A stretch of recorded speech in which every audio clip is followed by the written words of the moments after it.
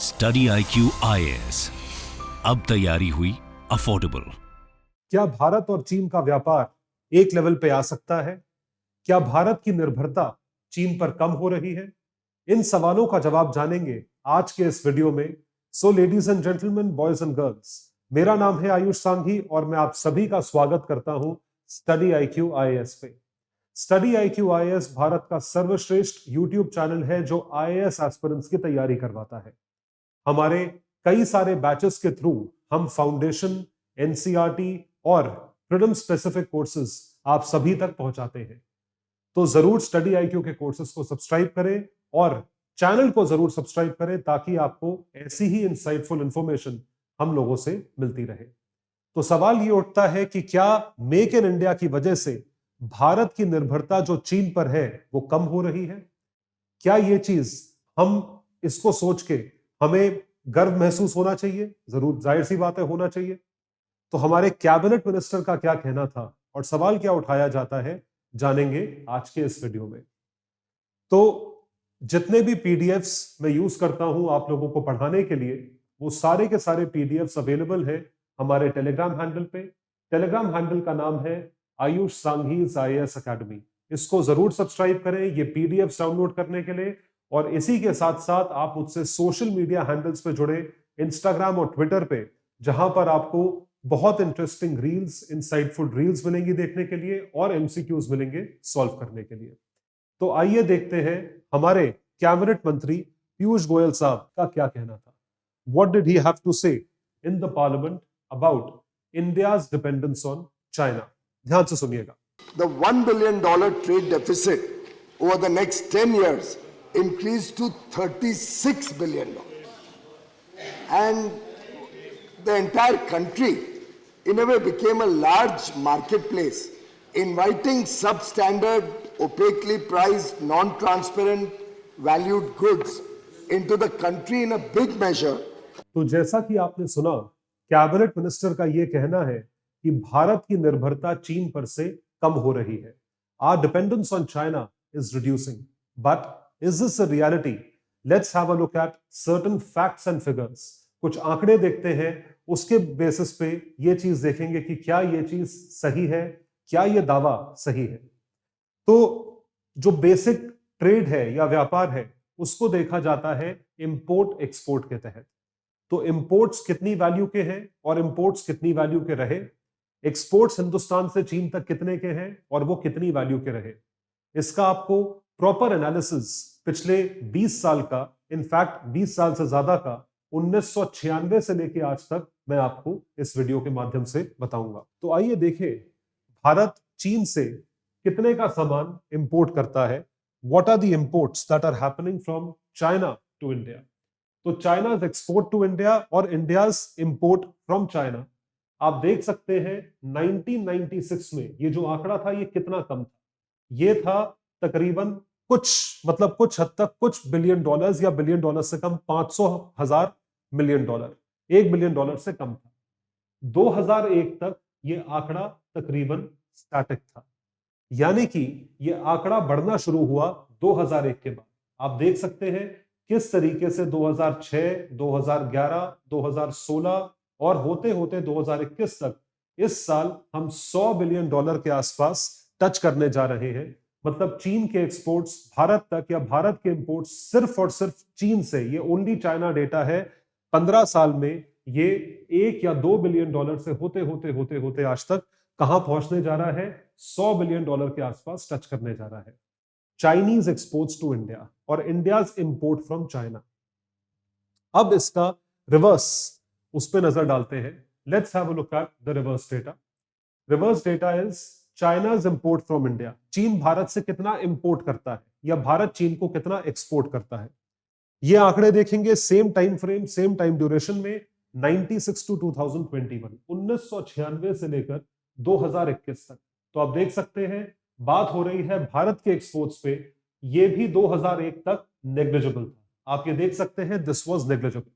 2001 के बाद ये भी चढ़ना शुरू हुआ, इट स्टार्टेड इंक्रीजिंग। 2011 में एक पीक देखा हमने, उसके बाद ये प्रिटी स्टैग्नेंट हो गया और 2015 के बाद 16 में, 17 में, 18 में काफी कम रहा। फिर 2019 में ये चढ़ना शुरू हुआ, 21 में चढ़ते चढ़ते ये यहां तक पहुंचा, लेकिन ये जो फिगर है ये हंड्रेड्स ऑफ बिलियंस डॉलर्स तक नहीं पहुंच रही है, ये तकरीबन 20 से 25 बिलियन डॉलर के बीच में है, सिर्फ और सिर्फ 20 से 25 बिलियन डॉलर के बीच। 25 भी पूरा नहीं है, 22-23 बिलियन डॉलर का जो है भारत से एक्सपोर्ट है चीन की तरफ। तो India's export also grew but at a much slower rate and has been stagnant at 2011 levels. 2011 का ये लेवल था, हम अप्रोक्सीमेटली उतने ही लेवल पे हैं, थोड़ी सी ग्रोथ जो है वो हमने देखी है। So exports even slid to half of its 2011 level in 2016. This skewed trade in favor of China. तो ट्रेड यानी व्यापार जो है वो चीन के फेवर में चला गया और भारत के अगेंस्ट हो गया। तो अब सारी बात आती है डेफिसिट पे। तो डेफिसिट क्या होता है ये मैं आपको समझाना चाहूंगा। Let me explain to you इन्हीं दोनों ग्राफ्स की मदद से जो हमने अभी देखे हैं कि ट्रेड डेफिसिट क्या है। ट्रेड यानी कि जैसा मैंने आपको बताया, import export, import export of goods and services. तो गुड्स एंड सर्विसेज का जो इंपोर्ट एक्सपोर्ट होता है उसे ट्रेड यानी व्यापार के रूप में इंक्लूड करा जाता है। तो अगर इंपोर्ट एक्सपोर्ट से ज्यादा है, भारत के पॉइंट ऑफ व्यू से बता रहा हूं, भारत का इंपोर्ट या भारत जो चाइना से इंपोर्ट करता है वो चीज एक्सपोर्ट से ज्यादा है, तो हमारा खर्चा, क्योंकि इंपोर्ट करने के नाम का हमें खर्चा करना पड़ता है, एक्सपेंडिचर, और एक्सपोर्ट करने के नाम का हमें रेवेन्यू आता है।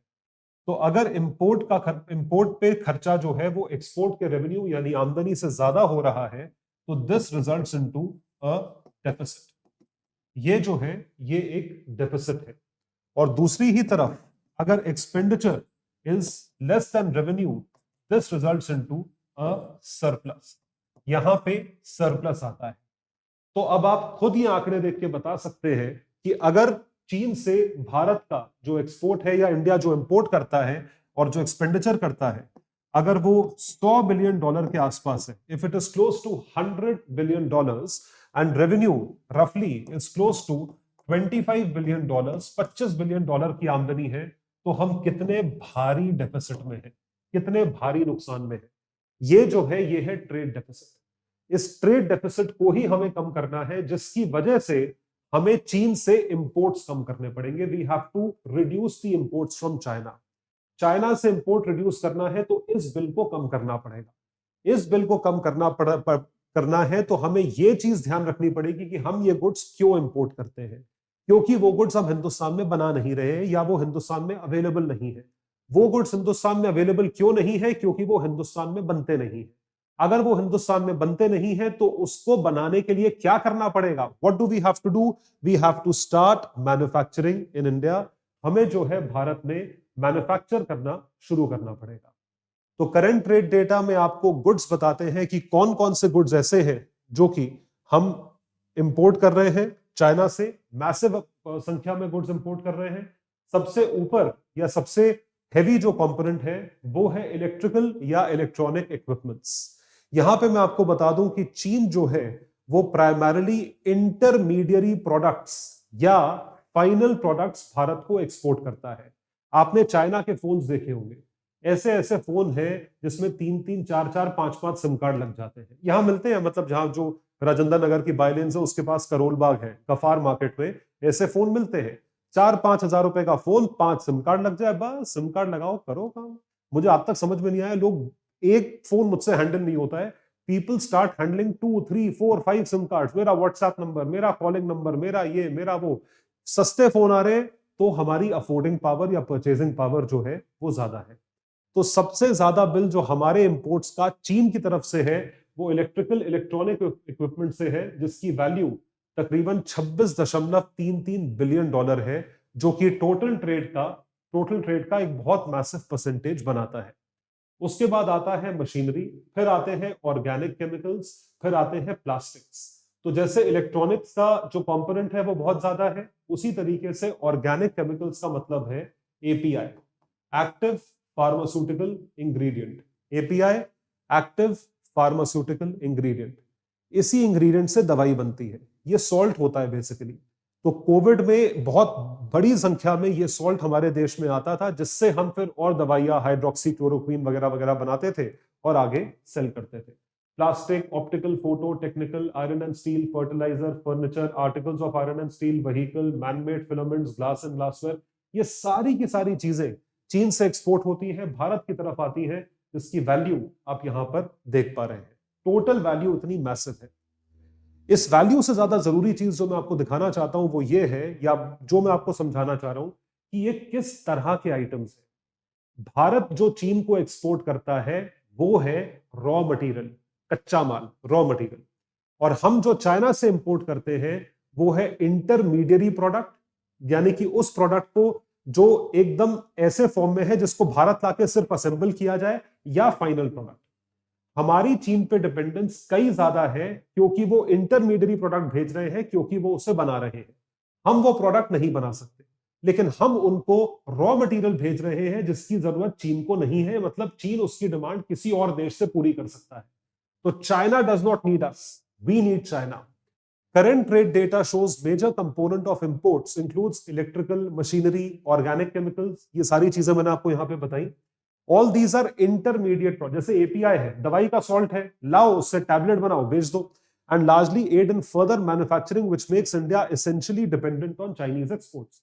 हम तो तब बनाएंगे ना जब ये प्रोडक्ट आएगा, जब इंटरमीडिएट प्रोडक्ट आएगा तब फाइनल बनेगा। तो प्रोमिनेंटली हम जो इंपोर्ट करते हैं वो है intermediary product, that is intermediary product that we import from here. तो इंडिया एक्सपोर्ट्स टू चाइना आप देख सकते हैं, ore, slag and ash, organic chemical, mineral fuel, cotton, iron and steel, copper, aluminium, machinery, fish, electrical equipment, salt, sulphur etcetera. ये इसकी value है। लेकिन point ये नहीं है कि हम ये एक्सपोर्ट कर रहे हैं, पॉइंट ये है कि हम जो एक्सपोर्ट कर रहे हैं वो है raw material. China makes specialty steel and other intermediate products which are exported back to India. हमें चीन की जरूरत है, चीन को हमारी जरूरत नहीं है। तो अब जो है मुद्दे की बात पे आते हैं कि क्या रीजन है कि भारत और चीन के बीच में इतना बड़ा मैसिव ट्रेड डेफिसिट है। तकरीबन 70 से 75 बिलियन डॉलर का ये ट्रेड डेफिसिट होने की संभावना है इसी साल। इस साल के आंकड़े अभी पूरे नहीं हुए हैं, लेकिन 75 बिलियन डॉलर का ट्रेड जो है वो हो सकता है। The total export of China in 2021 stood at $3.5 trillion. मतलब चीन ने तमाम देशों को एक्सपोर्ट करके जितना पैसा टोटालिटी में कमाया वो है $3.5 ट्रिलियन।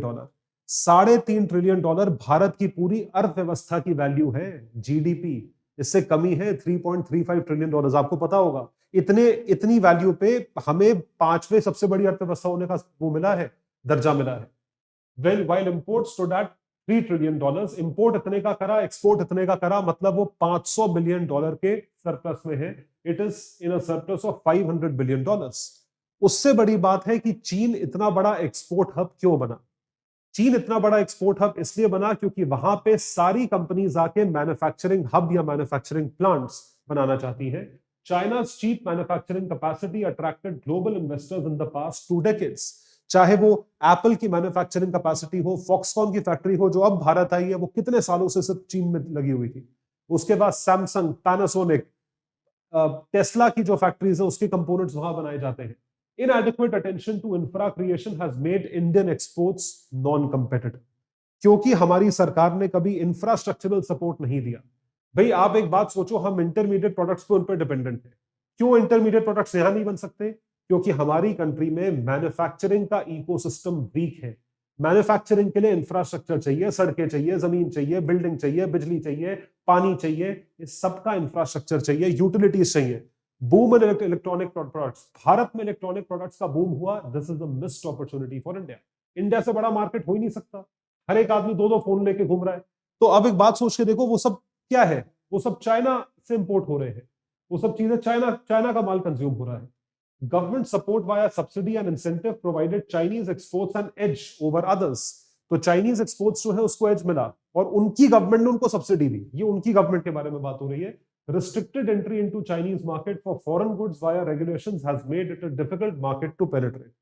इस वजह से और देशों का चीन में घुसना या चीन में ट्रेड करना या चीन को एक्सपोर्ट करना मुश्किल है। चीन का एक्सपोर्ट करना दूसरे देशों को आसान है, इसलिए नहीं क्योंकि दूसरे देशों को चीन के गुड्स से प्यार है, क्योंकि हमें भी पता है, सारी दुनिया जाती है चाइना के गुड्स की रेपुटेशन क्या है, कि चल गया तो चांद तक, नहीं तो शाम तक। ये है चाइना के गुड्स की रेपुटेशन। लेकिन उसके बाद भी चाइना के कुछ कंज्यूम होते हैं क्योंकि उससे सस्ता ऑप्शन नहीं है, वो कंपेटिटिव है।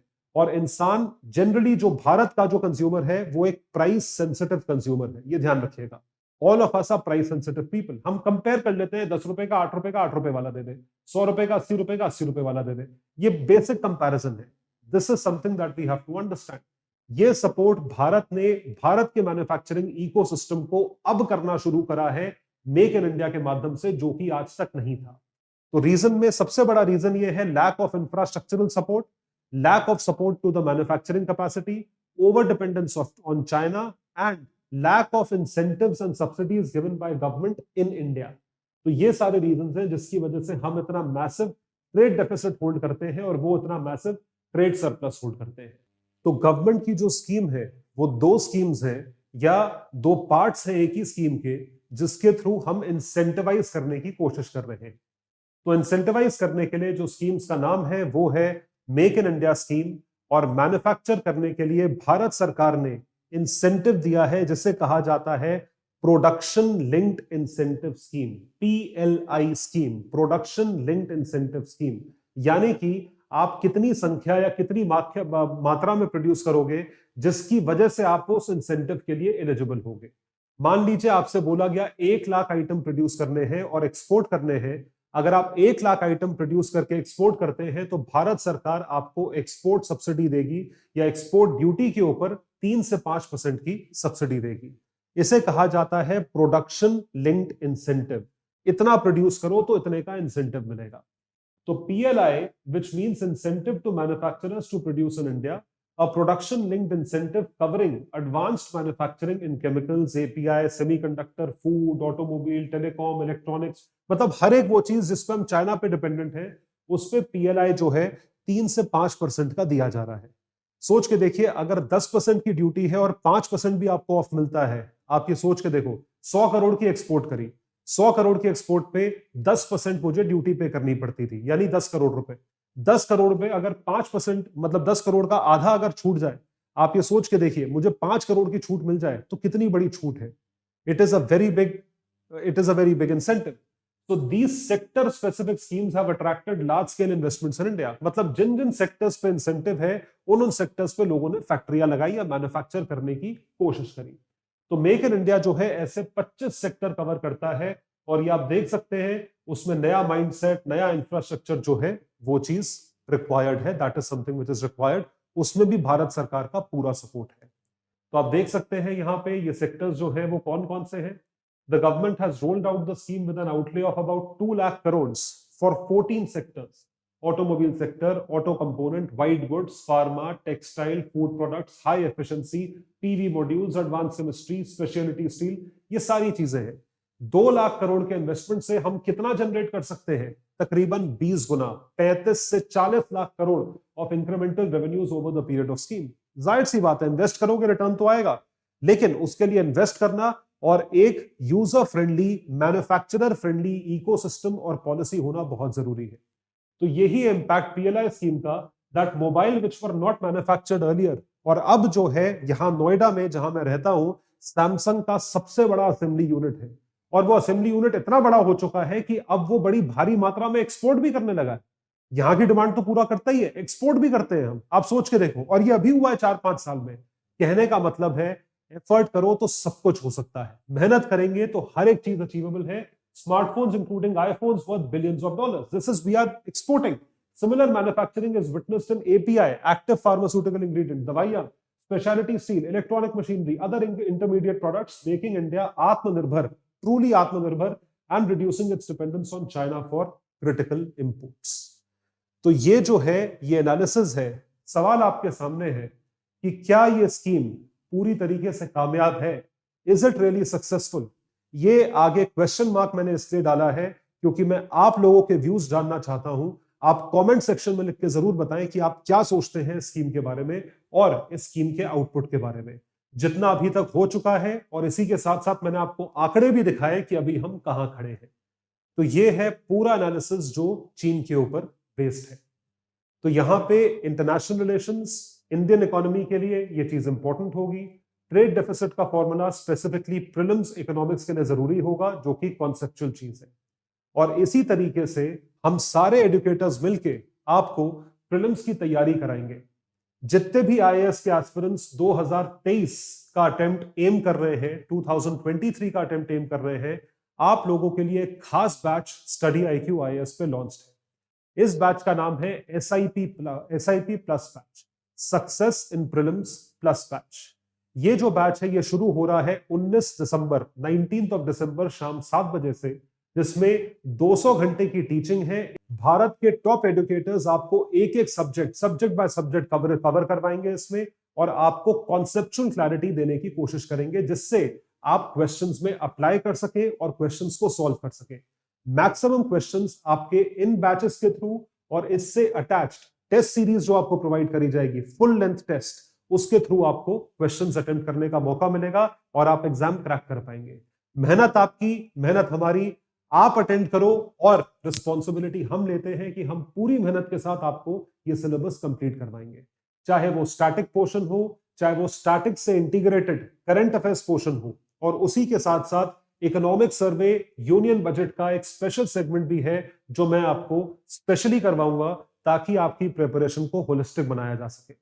ये सारी की सारी चीजें जो है आपको एक बहुत ही अफोर्डेबल प्राइस पे मिलेंगी, और एक ही कोड है जो आपको यूज करना है। The code is Sanghi live. Sanghi live जब आप कोड यूज करेंगे तो आपको 11,500 रुपए का कोर्स 6,000 में प्राप्त होगा। तो at this price you would be able to revise your entire prelims, which is a one stop shop for 2023। इसको जरूर सब्सक्राइब करें, ये वन स्टॉप शॉप है। और इन पीडीएफ्स के लिए आप मेरे टेलीग्राम हैंडल पे मेरे साथ जुड़े, जो कि नाम है आयुष सांघीज आईएएस अकेडमी। तो इसी तरीके से हमें सपोर्ट करते रहे, इसी तरीके से हमारे वीडियोस को शेयर करते रहे, लाइक करते रहे, कमेंट करते रहे, सब्सक्राइब करते रहे और खुश रहे। Thank you so much. Bye everyone, take care. Study IQ IAS, अब तैयारी हुई अफोर्डेबल।